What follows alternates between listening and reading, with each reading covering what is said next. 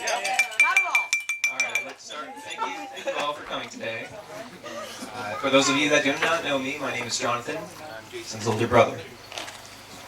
I'd like to start by thanking the parents of Samantha, Troy and Sandy Urson, as well as my own mom and dad. Because without their gifted life, none of us would be here today. We've all gathered here today for a very important and momentous occasion. Jason finally coming forth with his public admission that I am truly the best. You all really identify I gotta say, but it wasn't necessary. I appreciate it immensely, it's just, I knew it already.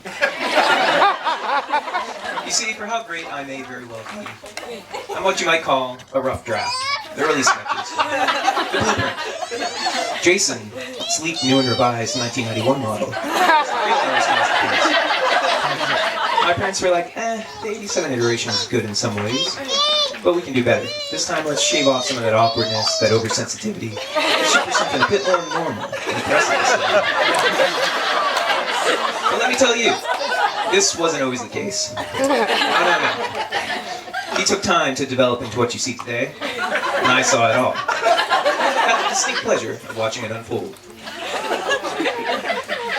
I first met Jason in the early 90s.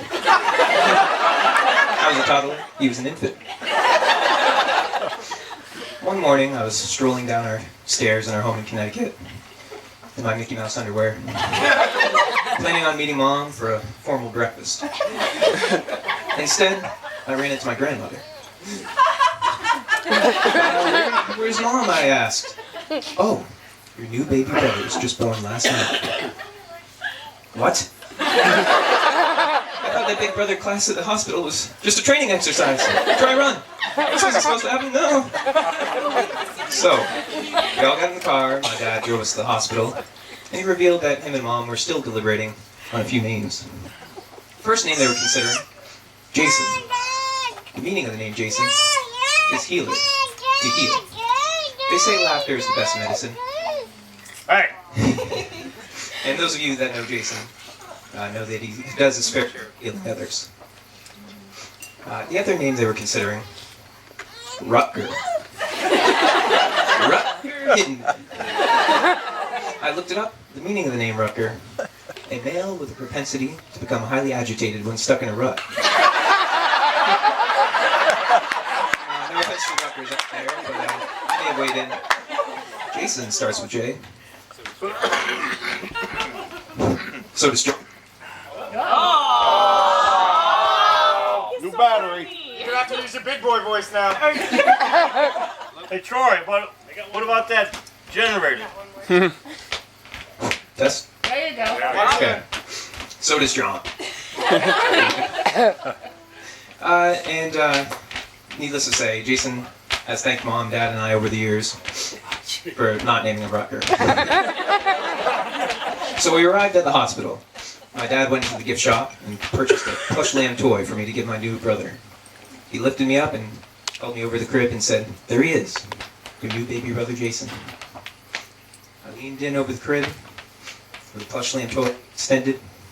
I said, "Here, Jason, here's a plush lamb toy. From me to you." Jason looked up at me. He looked at the lamb with no real acknowledgement at all. And I was like, "Excuse me?" Relationship's gonna work. It's gonna be a two-way street. A simple thank you will do in the future. And then he may have started crying.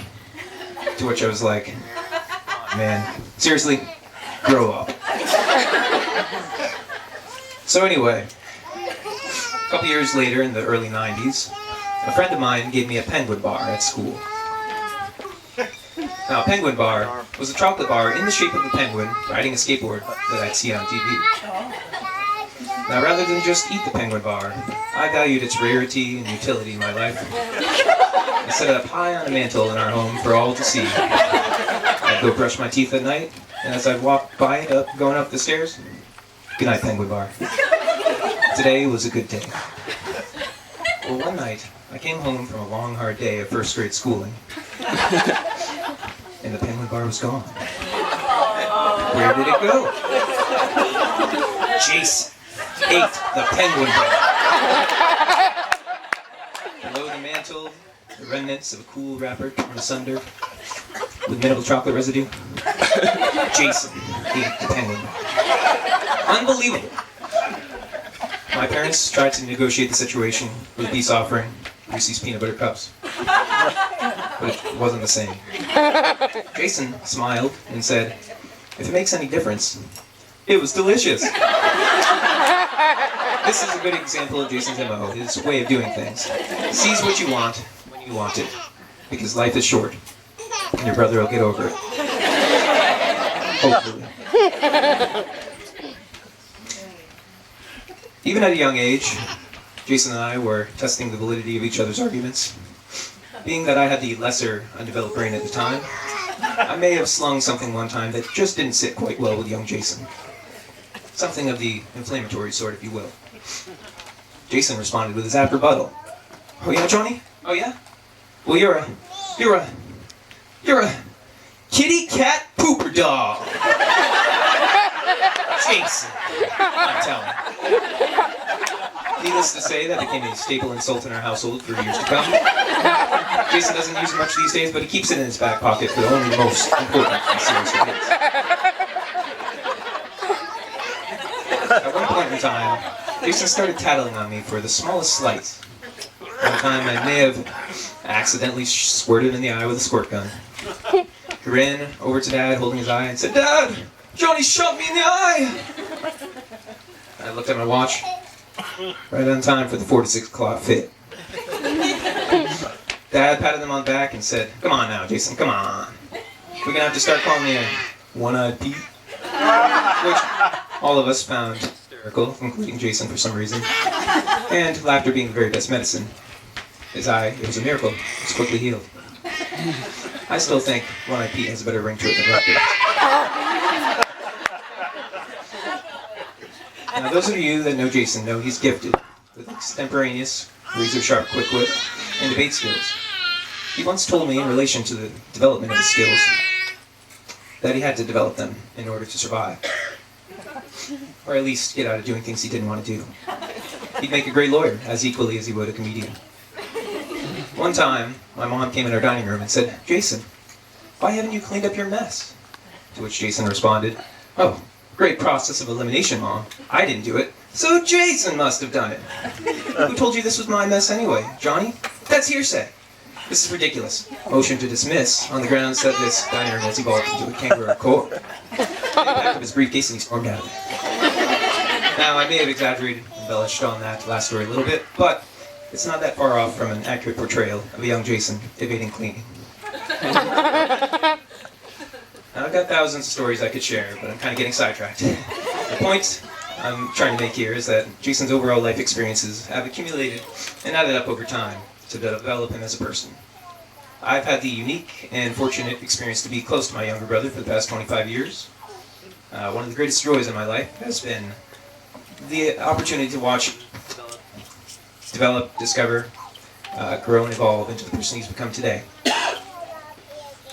Usually it's the other way around, but I feel I've learned so much from my younger brother. Those of you who know him and are friends with him, I'm sure would agree what a logical, responsible, clever, witty, hilarious, and smart young man he has become. I seek his counsel and advice for all important and trivial matters of life.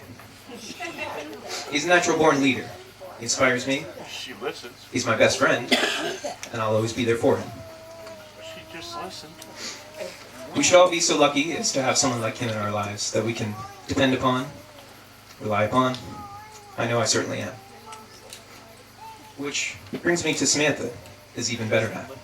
The wonderful woman he has chosen to be his wife. Sam, you look absolutely beautiful today.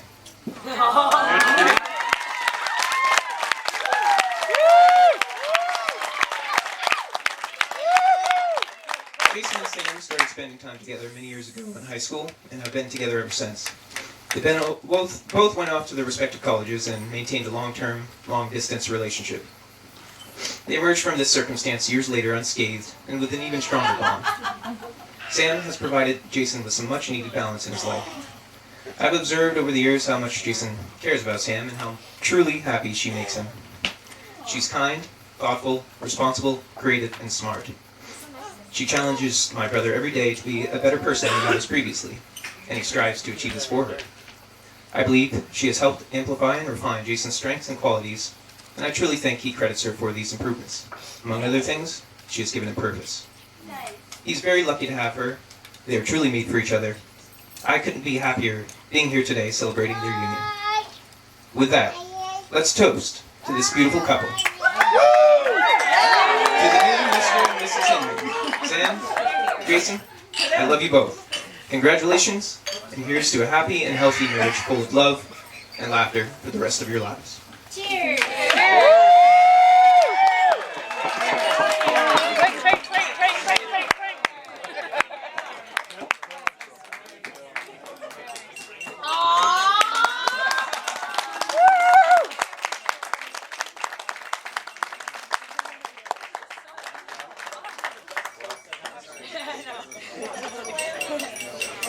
Seriously, that was one of the best toasts I've ever heard in my life.